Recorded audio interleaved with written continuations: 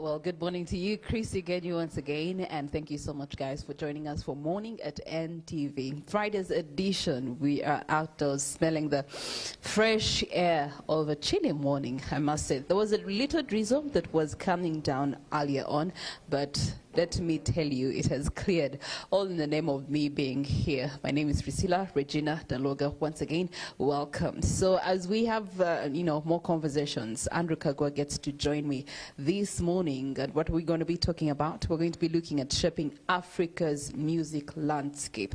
Not just Uganda, but north of Africa, west of Africa, east of Africa, central Africa, and also our Zulu friends down in South Africa, and nurturing the fresh music talents. Now, as you know, The Voice Africa is on, and it's currently being done in Uganda, in Niger, in Nigeria, in Rwanda, in Seychelles, Tanzania. You have it in Zambia. You do have it in Ghana, Congo, Brazzaville. It's in Zambia. It's in Kenya, Madagascar, Malawi. Just know it is in Africa, and it's a good competition. Now, participation was open to everyone above 18 years of age, and they were meant to record a 1-minute video of, them singing. So those that were singing in the bathrooms, in the studios, on the streets, all sent in their videos. At the end of the day, they got to select only 7 that were the baddest in each one of those countries. And now we are wondering what's The Voice going to look like in Africa. Andrew Kagwa gets to join me for this conversation. Good morning to you, Andrew. Good morning, Priscilla. How are you? I'm good. Are you excited about The Voice as I am? True, I'm very, very excited. It's the very first The Voice Africa. It's the very first voice happening on a continental level, because all the other voices have been either The Voice US, The Voice UK. They've all been The Voice France. The Voice France. They've all been happening at a country level. And in Africa, it has only been in Nigeria. They've had about 2 editions of The Voice Nigeria. So this is the first time they are opening up to the rest of the world. So I'm excited. Well, I will be honest with you. That song, the soundtrack is in my head. This is The Voice. I just had to do it. Anyway, moving on. So, we are launching Voice Africa this Sunday on NTV. Can you give us more details into the process this competition has gone through so far? If you remember, they launched, and people had to record their videos singing, and you see, The Voice is about the voice. They don't really care about your appeal. If you have a star look, no one cares. So they just want So they don't care if I'm blue, black? Yes. Okay. They just want to hear you sing. Yeah. So what happened is people recorded their videos singing.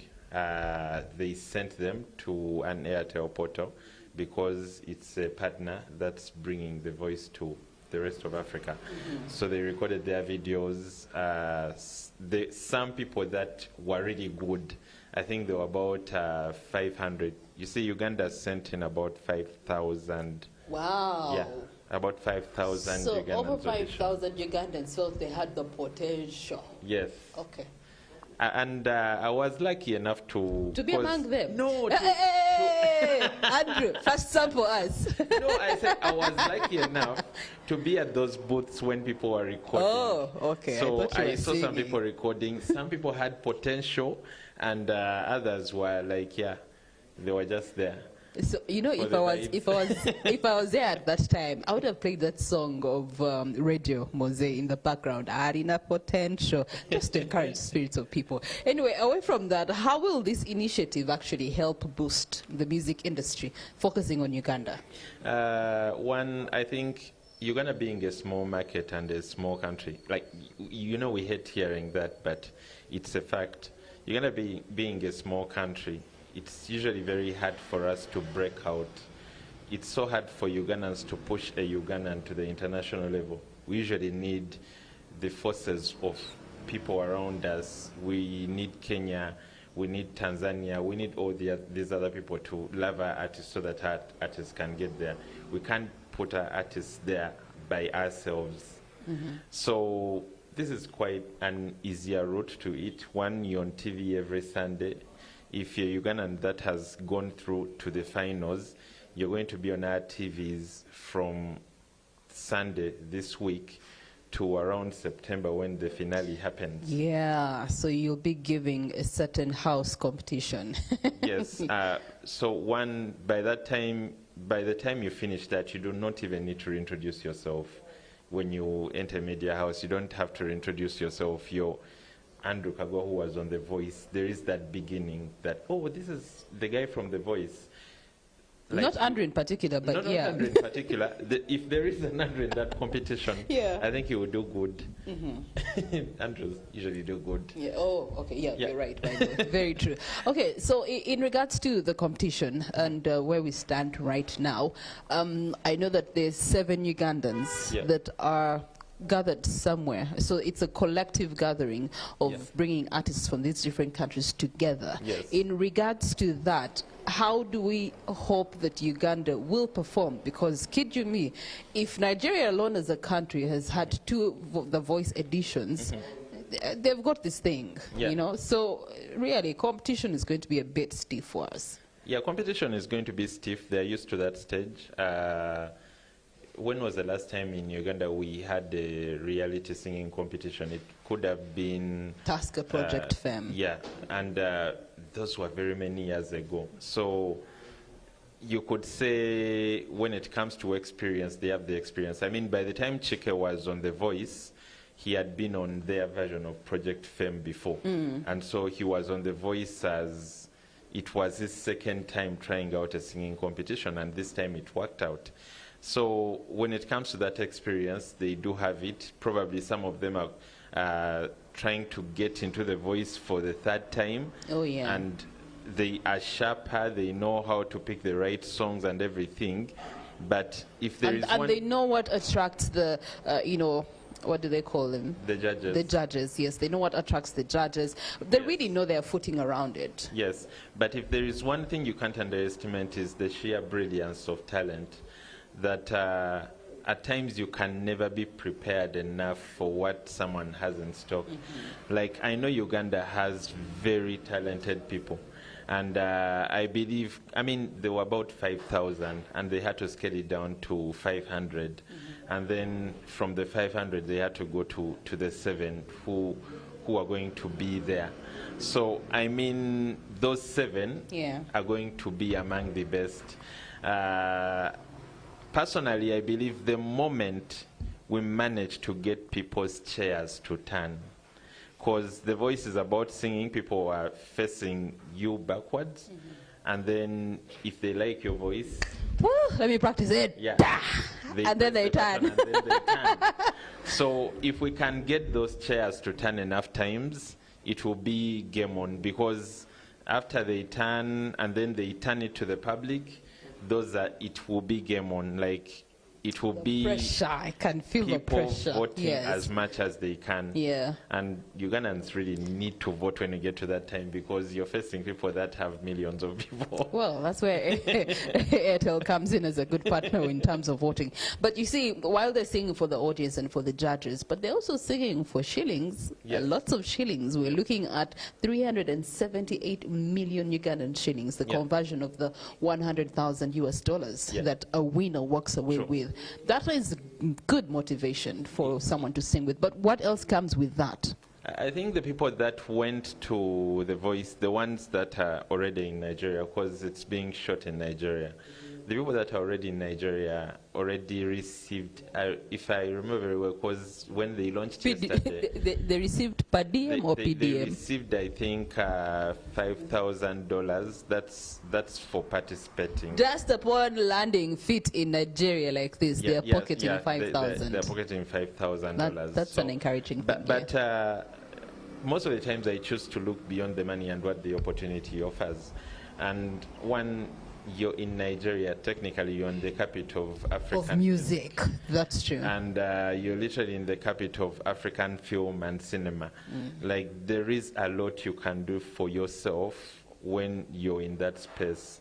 One, as an artist, you're on The Voice. You're going to be probably on The Voice for very many episodes, and people will have an idea of who you are. There are chances that some of the people you're going to interact with are going to be Nigerian artists that have already made it, because The Voice usually has artists that are judges. The judges are usually artists.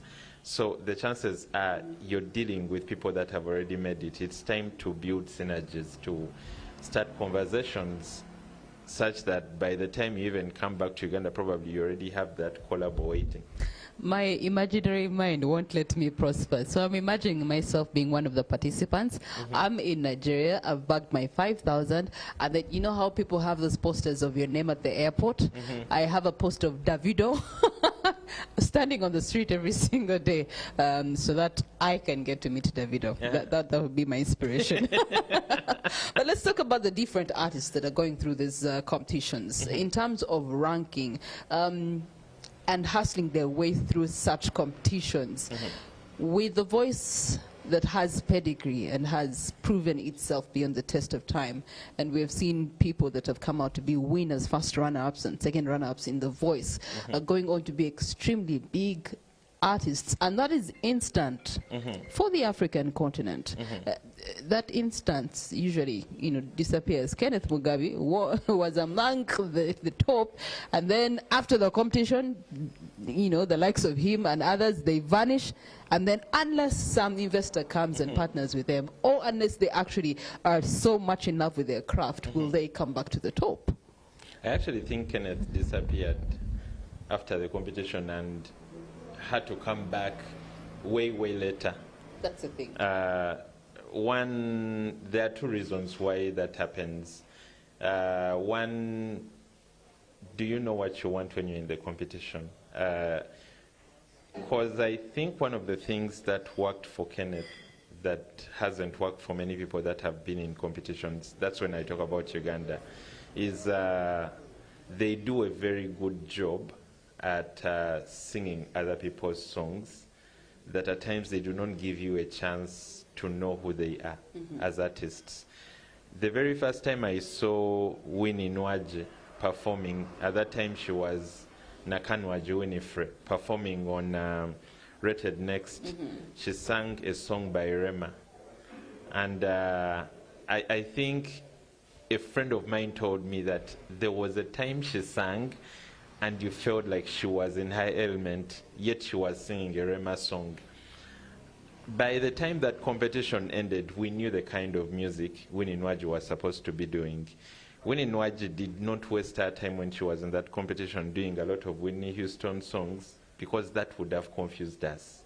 So the choices of songs you're doing when you're in the competition, Adam Lambert did a lot of rock and roll songs, and it was easier for him to come out and become a rock star.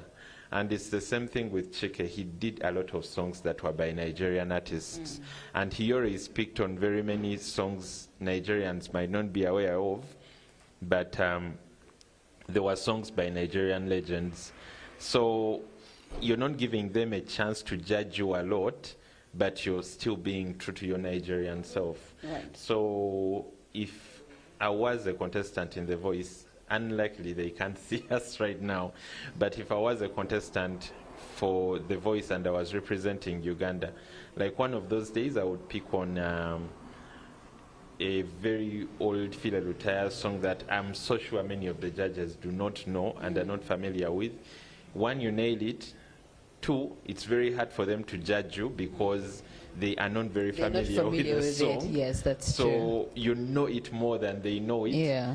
What they will like is the voice of it. They can't compare you to anything. Yeah, you're right, because I always hear them saying, no one has ever done a Whitney Houston song to perfection. So for you to dare yourself, certain judges can be so dry. And then, of course, in the same regard of doing a song that most people are not really aware of, like Africa will be old, but then Africa will also not be able to judge you with the person that did the song. So there was, for them, that will almost be an original but song. But people judged Kenzo with the rendition song. Because the people that judged him are Ugandans, and they were aware of the original song. In fact, the only people that can have issues with memes you were flying all weekend long. could be the Ugandans, because they know the original. But like I said, we're a small market. Yeah. The moment the bigger Africa is impressed, like who cares? Okay, all right. So back to the purpose of these competitions. First of all, we never see them surviving more than 3 seasons, I think, on the African continent. We had East Africa Has Got Talent. We had so much hope, and then boom, it went. So they're not sustainable, I guess, currently on the African market. But nevertheless, they ought to be bringing some elements to African music and how the industry is performing, working, and growing. What expectations do we have of The Voice Africa in that regard? They are not sustainable in Uganda. Like I said earlier, we're a very small market, and it's very, very hard for anyone to do something of such magnitude when they are targeting us. But in East Africa, I feel like of course, things come to one end at one point. Like there was a time American Idol ended and they just revived it again. X Factor USA ended. I think it had the shortest run. There could have been 3 seasons, and they called it a wrap. But I think when it comes to, say, TPF, I feel like TPF ran its course. Those were about 8 seasons or something. Like those were many. For East Africa Got Talent, it was 1 season. Of course, I think either they did not get what they thought they were going to get when it comes to the response from the public, the engagement, and then probably at the end of the day, someone is doing business. So you're looking at the investment as opposed to what you got out, and it doesn't make sense. The Voice has been tested, at least it has been in Nigeria for 2 seasons. Okay. And it has been a success for those 2 seasons. But then besides all that, we don't need to forget that music is the most consumed form of art. It gets people involved whether you want it or not. Like what might have failed East Africa Got Talent is the fact that it was bringing in everyone. There were dancers, there were magicians, there were fashionistas, comedians, like everyone had something to show. When it comes to music, everyone kind of jumps in because we consume it that much. So I do not want to say that I think they are going to come back for the 2nd season, but I hope they will come back, and there are more chances they will come back, because when it comes to singing, we usually get him. What expectations do you have in particular? One, I expect Ugandans to come and wow the judges, but for the viewers, I think there will be an invite-only watch party at Nexus. So I'll be there and probably. So for you, have already been invited. And you didn't invite me. Andre, I thought we were friends in this thing. I'm sorry for just peas. So your VIPness is more VIP than mine. Do you know I can get a siren picking me up, Andrew? You be there. Yeah, so I'm thinking it's going to be an experience, not just on Sunday, but the entire watching the competition unfold, even when it gets to the harder stages where we have. How many weeks are we talking about? I know it's up to somewhere in September. Wow. It's on until somewhere in September. Oh, wow. Those are going to be good Sundays, because picking up from the experience of Big Brother and how people go crazy with Big Brother, I can only imagine The Voice, yes. I can only imagine, and just know that each and every week someone stays in that competition, the bigger they become, and the higher the stakes for them. Call to action for Ugandans. Ugandans can fold their hands when people are performing, and it's upon our votes, surely, that we can make it thus far. Yes, at the moment, it's a blind competition. It's up to the judges. But after that, it will be in our hands as Ugandans, and we have to vote. When the time comes and they give us the numbers, we have to vote. Like, we have to do this for motherland. Yeah. So make the goats vote, make the cows vote, make the chicken vote, make rabbits vote. Kwegamba, even the non-living things also need to be voting when the time comes. It makes you feel better. It's the only chance you have to be Nigerians in their backyard. Oh, that's interesting. Well, watch out for The Voice Season 1 coming your way, starting off this Sunday. It will be casting live on NTV at exactly 8 p.m. If you want a special invite to the watch party, where you're going to be having local artists performing, then, yeah, talk to Andrew Kagwa. Me, apparently, I'm not VIP enough. Anyway, that is definitely not coming your way. So every Sunday on NTV, 8 p.m., it's the place to be with your popcorn, your drinks, your family, your friends. Now we are going to be discovering more about Omera. It's a place of food and friends, and how that exactly comes together. Obviously, food is eaten by people, and people eat food, you know.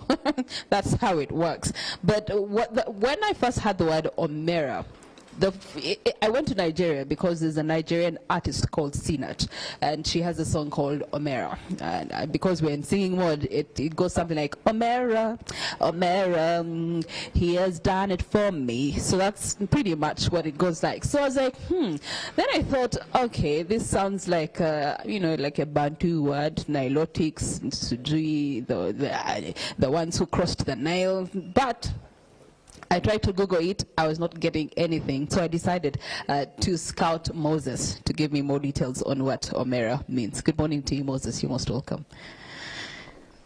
Good morning, Priscilla. How are you today? Very, very good. I'm challenged by two things. One, the word Omera, but two, your name, your second name. I had to split it into two so that I can be able to say it. So I'm going to try. His name has the first three letters are in, English, but E-N-G. So I had to split and say, Ing, and then Ngao. So Engao, is that how it's said? No, my name is Engwao. For the English and the people who have created these computers have not yet figured out a way to put on the keyboard the N and G as one character. Hopefully it will come soon. Okay, all right. Yes, so you're an entrepreneurship coach, and that is under the Business Development Center here in Uganda. I don't suppose you really coach people while you are at Omera, do you? Well, this is a business, and small businesses and indeed businesses are the backbone of every great economy. And businesses like Omera here that in the business of creating good foods, good cuisines, and because food is essential to life, we think that that people should enjoy it. Okay. And so what does Omera mean? Omera is a Luo word for brother. So, yeah, typical, brotherhood. So you would bump into your brother and say, hey, Omera, hey, brother. So does that mean that as sisters we can't come to Omera? Oh, well, you're Omera. This is a brotherhood, surely. Where's the sisterhood in all of this? La Omera. Oh, Omera. Okay, all right. That's a good one. So what is it that one can find at Omera? So traditionally, Luo foods cooked over low fires, left to simmer for long, and comes in two varieties. So we have the meaty foods and we have the vegetarian foods. And I think the distinction of Luo foods is that they're typically cooked in peanut or sesame, or a mixture of both.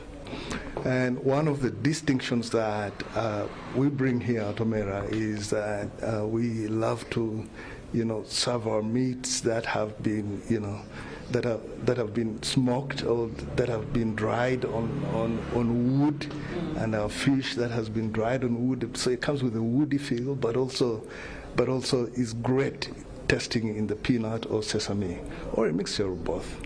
Okay. Also, our vegetables are cooked that way traditionally, left to simmer over low fires and sometimes cooked in a pot. And I tell you, you want to try that. Yeah, since now we are Wamera. The Wameras are welcome to Omera to try out this traditional food. Yeah. Now, of course, as we try out these traditional foods, I've had the privilege of traveling to the north, yes. And I'm a taste bud when it comes to food. I love to taste different foods, and I've eaten some. I don't know if it's a tiny fish, but it has a lot of bones, and it's done in the peanut. But where I ate it from, it was a really small space, you know, a very small, intimate, really localized place. Yeah. Coming to Omera seems like we're adopting the same concept. So why is this nice food for the Luo people, or is found in small spaces? So that's, your observation is right, that for some reason the Luo foods here in Kampala have taken the inner streets.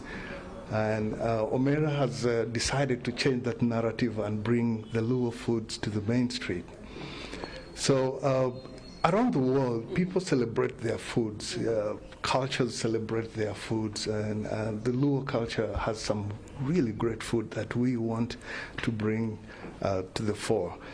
Of course, being in Kampala, which is a metropolitan and traditionally Bantu-speaking, a lot of the restaurants around serve Bantu foods, you know.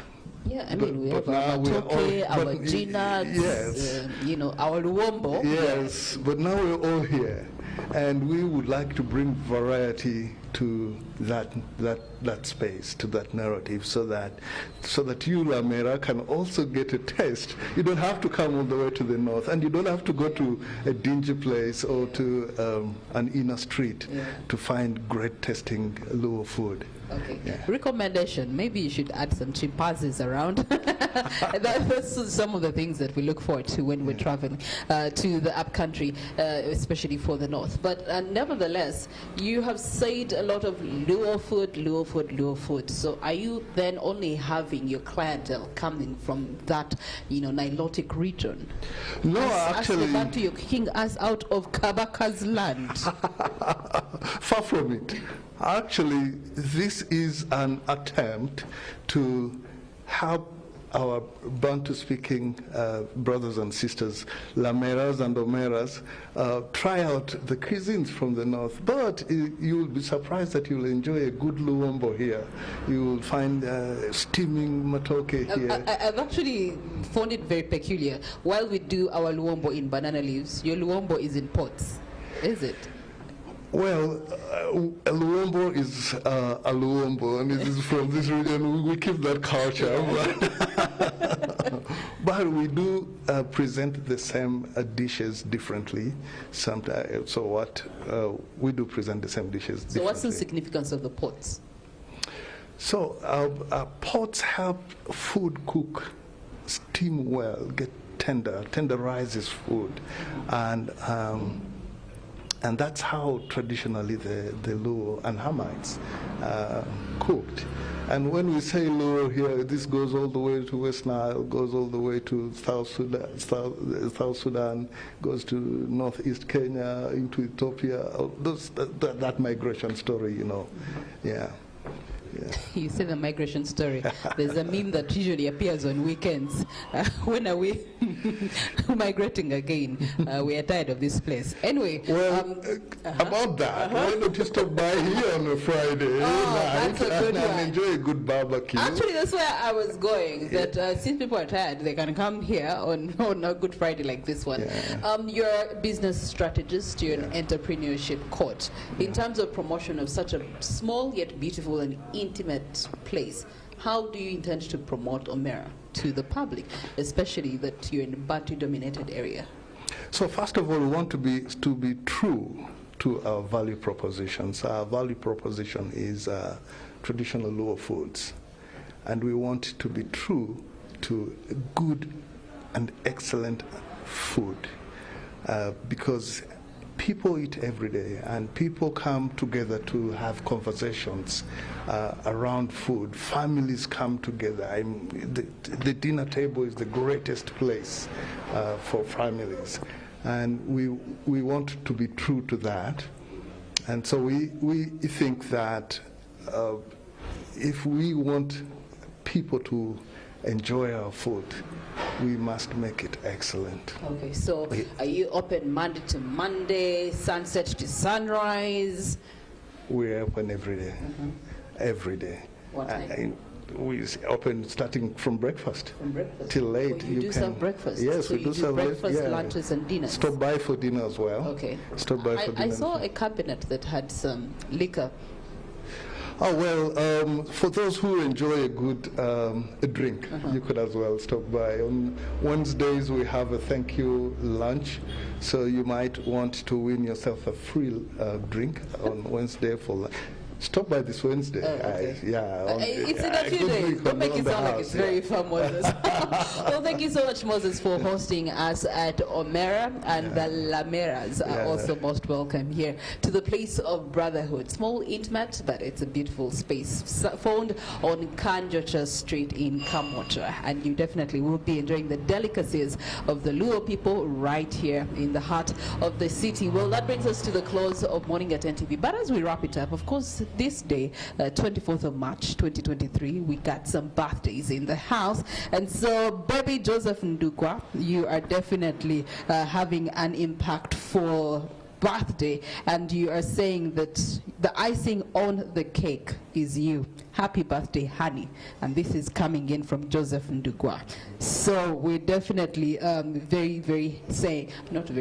we're saying happy birthday to Madweke, who is the wife of Joseph Ndukwa. Today is your birthday, Madweke, and you are a beautiful baby. So we're going to sponsor you a lunch at Omera.